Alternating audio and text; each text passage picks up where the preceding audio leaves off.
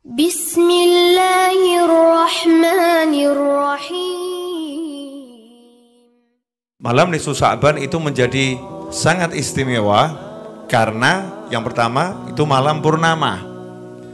Yang pertama itu malam purnama. Memang setiap tanggal 13, 14, 15 setiap bulan kita disunahkan untuk berpuasa. Itu sudah menjadi sunnah untuk umat Nabi Muhammad SAW kecuali di hari-hari tasyrik. Nah, untuk malam nisfu Sya'ban, malam 15 di bulan Sya'ban ada keistimewaan sendiri.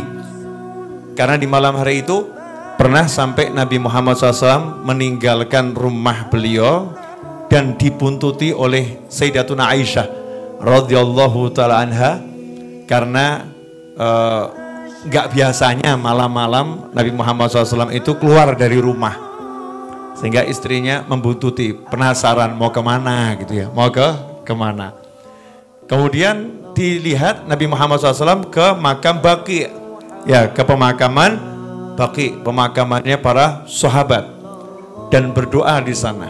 Setelah itu Nabi Muhammad SAW kembali ke rumah. Sayyidatuna Aisyah radhiyallahu anha karena nggak pengen ketahuan sama Nabi Muhammad SAW, cepet-cepet ya ke rumah duluan, terus sampai rumah tidur selimutan.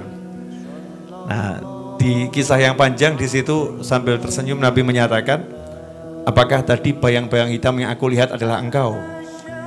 Artinya konangan gitu ya.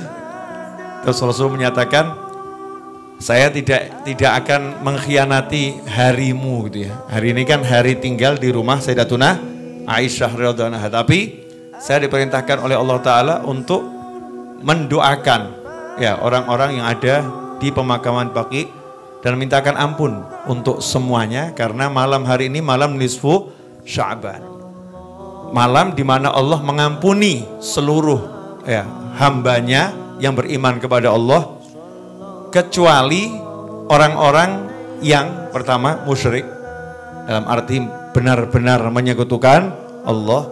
Kemudian yang kedua, orang yang durhaka pada orang tua. Yang ketiga, orang yang memutuskan tali silaturahim. Yang keempat, ya, orang yang saling bermusuhan, musyahin, muslim satu dengan muslim yang lain saling bermusuhan. Ada 14 kelompok manusia secara garis besar yang malam itu tidak mendapatkan ampunan Allah Ta'ala secara gratis, sementara yang lain walaupun nggak minta ampunan diampuni oleh Allah Subhanahu wa Ta'ala. Kalau bahasa kita dalam kehidupan sehari-hari lagi ada pemutihan ya, kalau lagi ada pemutihan kan kadang pemutihan pajak kendaraan bermotor itu ya, dari yang tahun sekian itu pajaknya dinolkan ya, tahun ini saja yang dibayarkan. Ada pemutihan. Malam nisfu Sya'ban adalah malam pemutihan dosa. Ya, malam pemutihan dosa. Kalau dikasih tahu malam pemutihan dosa, ya seharusnya kita mengejar. Ya, mengejar malam itu, memperhatikan malam itu.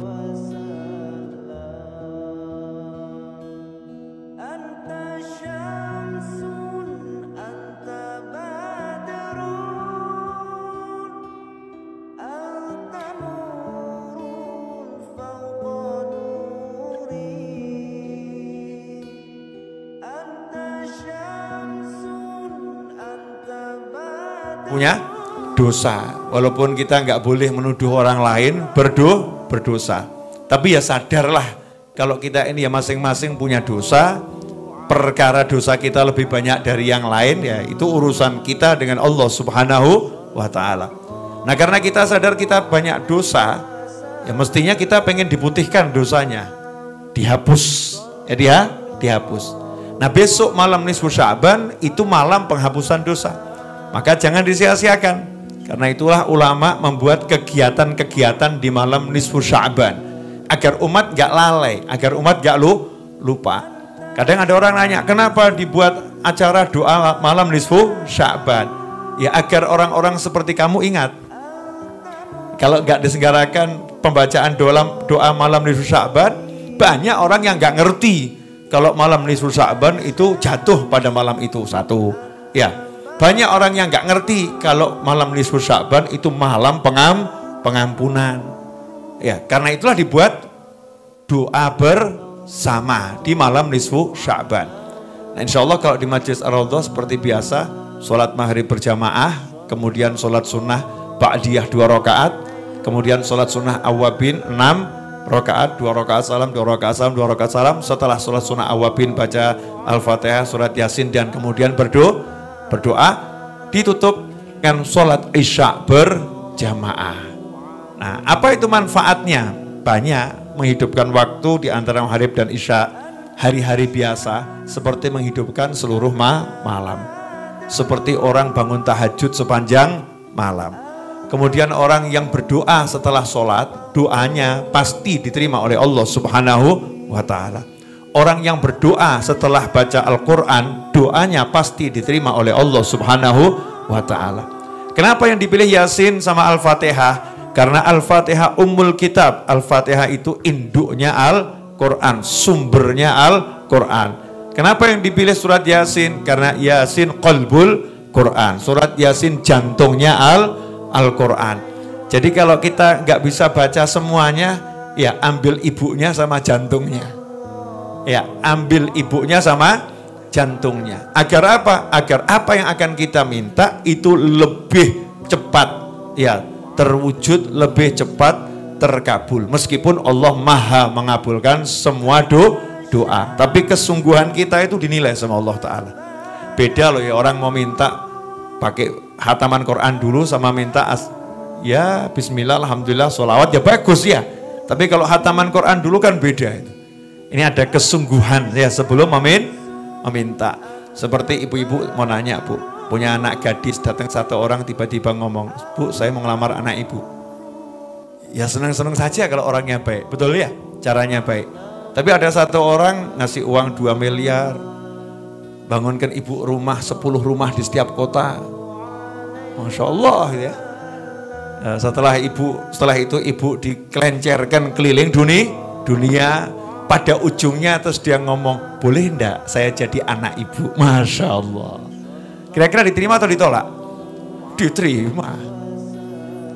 Ya, diterima dengan senang hati. Beda. Yang nerimanya itu beda. Begitulah kalau kita minta sama Allah Ta'ala.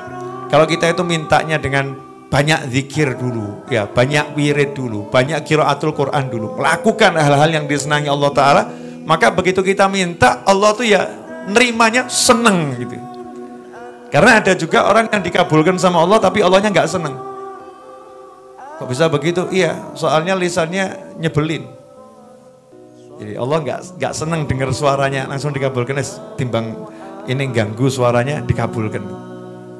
Nah, itu ada yang begitu ya, naudzubillah min dzalik. Tapi ada orang itu yang disenangi sama Allah suaranya disenangi sama Allah Ta'ala. Makanya kalau ibu-ibu minta belum kabul-kabul, nah itu tandanya disenangi Allah Ta'ala itu.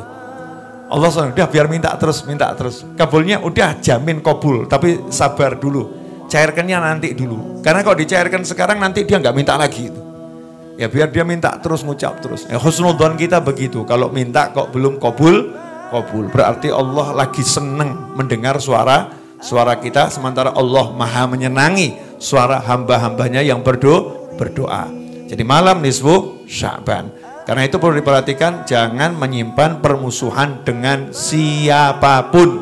Ya, jangan menyimpan permusuhan dengan siapapun. Kalau yang menyimpan permusuhan gak dapat ampunan, berarti orang yang menebarkan persahabatan itu dikejar oleh ampunan. Orang yang mengejar silaturahim, maka dia akan dikejar oleh ampunan. Orang yang suka menyambung hubungan dengan orang lain sesuai dengan yang diajarkan Allah dan baginda Muhammad SAW, maka dia akan mendapatkan ampunan dan dikejar oleh ampunannya Allah Subhanahu wa Ta'ala. Mudah-mudahan yang sedikit ini barokah manfaat.